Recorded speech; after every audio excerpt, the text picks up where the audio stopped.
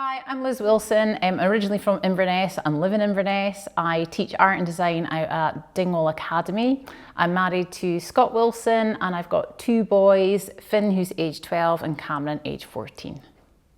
So my diagnosis came around in 2020 when we went into our first COVID lockdown. I was actually out on a bike ride, but social distanced bike ride with some friends.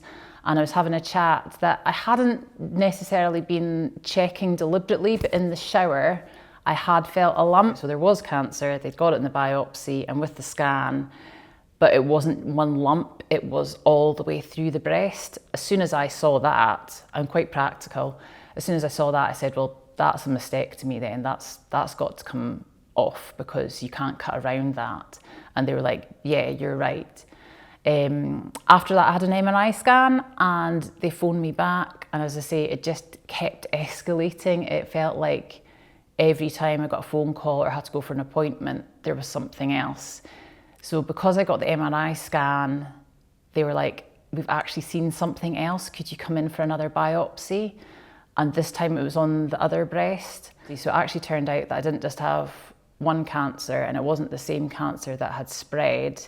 It was actually two separate cancers. And the second one that they found in the right breast actually turned out to be a more aggressive one. So if I hadn't found the first lump and got that checked, I might not have caught the other one in time. Initially, because of COVID, they said it would be a mastectomy and no reconstruction. That was it. And that was quite hard. As a young woman, that was quite hard to listen to be told that, yeah, you're going to get the mastectomy, but we can't do the reconstruction straight away. Thankfully, the next time I went back to see the consultant, he said, look, they've actually reviewed the policy and we're looking at treating the full patient. And an opportunity came up for me to go down to St John's in Livingston in Edinburgh and get this specialist DIEP surgery where they used my stomach tissue and skin to rebuild after they did the mastectomy, all in the one surgery. So I was really fortunate with that. Initially, we didn't want to tell the boys until we knew what was maybe going to happen. Eventually, we got to a time where we sat them down and we talked to them and we told them that it had been cancer. And they were brilliant because Cameron, the oldest one, he totally understood. He said, oh, you didn't lie to us, you told us everything, but you just didn't say the cancer word because you knew that would make us worry. And we said, yeah, exactly. I still wouldn't say I'm never going to be the person I was before. I'm never going to be that exact person ever again. And I've almost had to grieve the loss of who I was before. And I'm so lucky to have the people around me and to be able to go and do the things I love doing, like jumping in Loch Ness. I swim regularly in Loch Ness with my bunch of menopausal mermaids, aka the frozen fannies. They'll appreciate the shout out there.